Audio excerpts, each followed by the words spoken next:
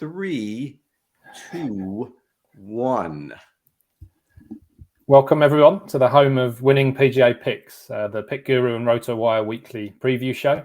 We highlighted Justin Thomas last week, who won at 16 to 1, and we're hoping for more of the same this week at the Charles Schwab Challenge. I'm Matt Hardy, I'm head of content at PickGuru, and I'm joined as ever by PGA expert Len Hochberg from RotoWire. Len, how are you this week? Doing well, Matt. Good to be with you. And it didn't look good for Justin Thomas for the longest time, 65, 67 holes, but he came through. It was a very exciting tournament. Yeah, he finally got the job done, but it certainly was looking unlikely. It puts us to the halfway to the golf punting Grand Slam, because we had Scheffler in the Masters and Thomas in the PGA. So bring on the US Open. There's £500 to be won this week, minimum, with PickGuru's category picks game. Please download the app on the link below. You can get involved, and we're going to be going through the categories for that game today. So we're going to dive straight into those. We're going to look at the premium picks category. Len, who gets the vote in this opening section? Yeah, Matt, this is a surprisingly loaded field a week after the PGA, and with such a short time, just 3 tournaments between now and the US Open. So I would have expected more guys to take a break, but I guess we'll see that in the next 2 weeks. Colin Markawa and Victor Hovland did not have great PGAs. I expect them to bounce back this week. I think this course is better suited for them. And by better suited, I mean that they won't have to rely on their wedge and short game around the green as they do in a lot of courses. If their iron games are on, they can do well here. But my pick, probably no surprise, Jordan Spieth. He's got the best track record here of anybody. He's won this tournament. He's finished runner-up 3 times. He's pretty much on form. He had a very disappointing PGA in my estimation. But Jordan Spieth is my pick. I suspect he will be probably the most popular pick on the entire board. Yeah, super popular over here. He's been put up by a number of tipsters that the money has poured in. So I think he opened at 16 to 1. He's now a clear favourite. And like you said, real course specialist at Colonial. I had it between him and Colin Markawa. And for a point of difference, I've gone for Markawa. I think he's just flying under the radar a little bit. 13th greens in regulation, 20th tee to green, 16th driving accuracy, 6th for proximity, and 9th for approach. They're the kind of key metrics I'm looking at this week. Like I've just explained, he's in the top 20 for all of them. I'm a big Colin Markawa fan, so that tilted it for me. But total respect for Spieth, and wouldn't put anyone off him at all. So that's Spieth and Morikawa to open us up. Let's move on to the World Elite category and get your selection for this one. One of the things I'm looking at this week, Colonial is a shorter course, and they have a lot of short par 4s. There's only 2 par 5s. They have a lot of short par 4s. Some of them are about 3 or 4 of them are under 110 years, 110 yards, and 8 of them are under 450. So there's a lot of short par 4s by today's standards. So one of the things that I've been looking at, or 2 of the things, is par 4 efficiency, 350 to 400 yards and 400 to 450 yards. There are 4 guys in this field who are in the top 25 of both of those categories, and 2 of them are in the World Elite, and they are Daniel Berger and Sam Burns. My pick is Berger. Berger kind of flying under the radar this year. We really don't hear his name a lot. He really hasn't contended for a title, maybe outside the Honda Classic. If you want to say he contended there, okay, no argument there. But he's been pretty quiet. He had a couple of top 10s earlier, 3 top 25s on the year. Of course, he's won this tournament a couple of years ago. He came back last year. He finished 20th. I think there's a reason for that. This course suits him very well. Daniel Berger. So love the par 4 research there, Len. Do you have the other 2 to hand, the top 4 in the tournament? Yes, the other 2. One we mentioned already, Jordan Spieth. Okay. And one, I'm getting ahead of myself, but since you asked, and I will not deny you, it is Justin Rose. Okay, we'll move on to him very soon. Tony Fenow was my pick in the World Elite. Ranks quite nicely for all the metrics I mentioned earlier. 36th greens in regulation, 24th tee to green. His driving accuracy has been the big letdown, 142nd, which could be a problem around here with some quite penal rough.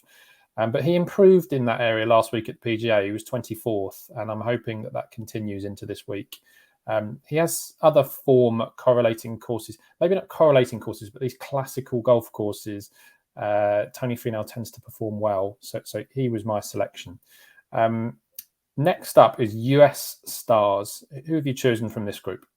Yes, there's a few ways to go here. You know, my guy, Chris Kirk, coming off his best major finish ever. He had a few down weeks after he was good to me earlier in the season. But he had a top 5 at the PGA, and this course suits his eye, and he's a former champion here. But I am not going to pick Chris Kirk this week. I think he might be a little tired week after a major. I tend to stay away from those guys in a lot of situations, especially the ones who are in the mix on a Sunday afternoon.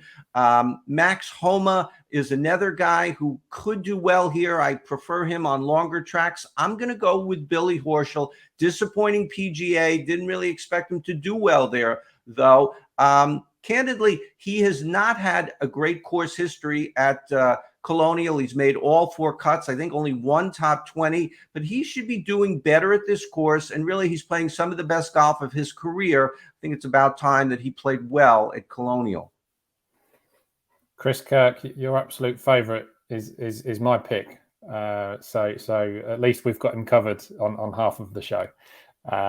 He ranks 7th on tour this season for shots gained tee to green, which is I think going to be a serious positive this week.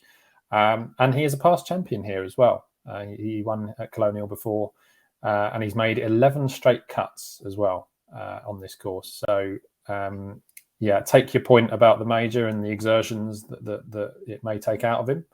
Hopefully, for my sake, he can continue his form in Texas this week. Now, we've mentioned, we may have given this one away already, but we're going to move on to GB and Ireland next. And where's the Hochberg hammer coming down? I think we all know. Yeah, the drum roll, please. Justin Rose. Rose had a good tournament last week. He's 41 now. I'm not ready to put him out to pasture, but, his best days appear to be behind him. He's fallen out of the top 50 in the world, but with his good PGA, he's very close. He's 56th. He's another former champion here. He's played well at this tournament a number of times. And when we look at the stats and we see that he's very good still in the shorter par 4s, well, then it all adds up. It's not only good course history, but there's a reason for the good course history. This one was pretty clear cut for me, Justin Rose. Me too. 2 votes for Rose. I thought he was the clear pick as well. There's an interesting trend when you look at winners at Colonial, and that trend is many winners here have shown form at this course before. They've recorded top 10s, top 5s. So look out for course form and respect it. Rose has that. Like you said, he has won, and I believe he's also recorded a top 5 finish as well. I need to check that, and also a top 20. He likes it here. He's been quite quiet in the last few months, but he bounced back last week. He caught the eye with glimpses of his old form. And if he continues that, I think he has a good chance this week. So Rose for both of us. Next up, International Stars. Where's the vote here, Len? Yeah, before I get to that, I want to just piggyback on just something you said about Sure. course experience here and guys who played well here. It's because this is not a typical bomb and gouge track. This is a course where you've got to get the ball in the fairway. You've got to be accurate. It's like, I know Matt Kuchar is often referred to these type of courses as chess matches. He's not playing this week, but it is. And so it's a thing, the more you play Colonial, you get an advantage there. Also, 18 of the last 20 winners have been at least 30 years old, which sort of tells me that some of the guys who are older, who didn't grow up in the bomb and gouge era and used to have to be technically sound and accurate and just couldn't let fly, just to close the loop there, the 2 under 30s in the last 20 years, Spieth and Berger. But this category was troublesome to me, and you're forcing me to pick a guy whose name I have trouble pronouncing, Christian Bezuidenhout. Very good. I'm not really a huge fan of him in this category, but what I do like is he's at least played this course once before. A few years ago, he missed the cut, but even that's okay, just to get some reps here. I think there are a couple of other guys in this category who are new to the course. I checked, about 3/4 of the field played this course before. About 30 or so guys roughly have not. Those are guys that, unless something is remarkable about them, I'm going to stay away from. And so Bezuidenhout, he at least checks off a few boxes for me this week. Yeah, we talked about course form, and Sebastian Munoz, who's my pick, he was third here last year. So that was enough to get the vote from me. He's a good ball striker, which this is a ball striker's course, second shot course probably. He's made 9 straight cuts on the PGA. And yeah, he was my pick here. Let's finish off with the last 2 categories. So those categories are the US Contenders and the Wildcards. Let's get 2 selections here, Len, please. Yeah, I think with the U.S. Contenders, we have a couple of guys here. I'm going to look at my notes here and see who everybody in the category is. I think there's going to be, in at least in what I've seen on Twitter, a lot of talk about Brian Harmon. I think Kevin Kisner is another consideration. They're both priced similarly in some games, in some places, and obviously here as well. They are in the same category. Brian Harmon has had a great course history here through the years, played very well, and it makes perfect sense. It's a shorter track. He's a little guy. He has shown the ability to play on longer courses, very impressive, but really his sweet spot are the shorter courses where accuracy matters, where he can make some putts. Brian Harmon, I suspect he'll be pretty popular in this category, but for a reason. And your wildcards pick? Oh, yep.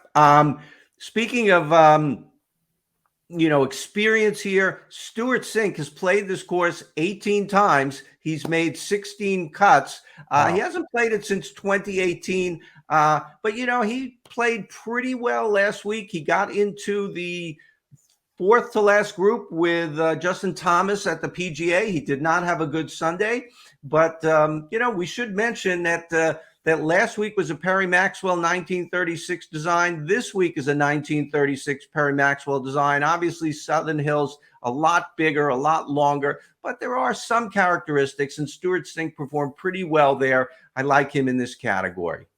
Nice. I think it's Sink that has a very good record after majors as well. I don't know if it's just coincidental, but he seems to thrive after major tournaments. So hopefully he gets the job done there.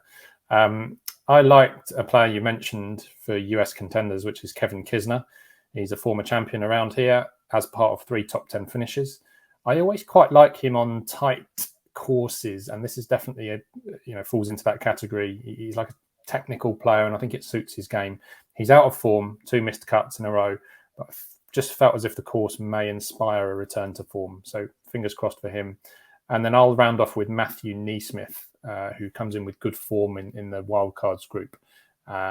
He's made 5 of his last 6 cuts, and he's a very good iron player, which should hopefully suit Colonial. He's 28th for shots gained approach on the PGA Tour this season, 21st for greens in regulation percentage. I should thank your colleague Ryan Andrade for that write-up. That's from his written preview on pickguru.co.uk. So that rounds us off. We will finish, as we always finish, with a outright selection for who you think will win the tournament, Len. Well, I guess if I say Jordan Spieth, I'm not really helping anybody. This is a core. Colin Markawa has not had a great year. I think part of it is because he just hasn't been playing a lot, but he did play last week. So this course, definitely good for him. He was second to Daniel Berger, lost in a playoff to Daniel Berger 2 years ago. He was 14th last year. If Colin Morikawa is on his game, and he's still top 10 in strokes gained off the tee, still top 10 in strokes gained approach. He's not top 2 or 3, so he's a little off, but he's still pretty darn good. And so let's go with Colin Morikawa this week.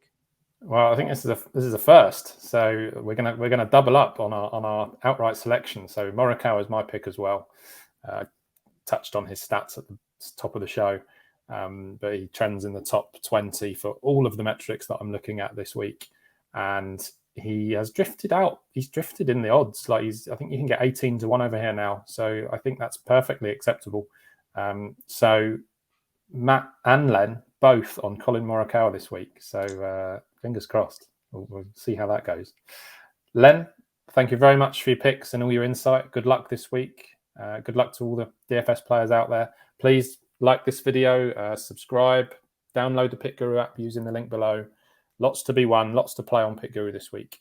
And the very best of luck for the Charles Schwab.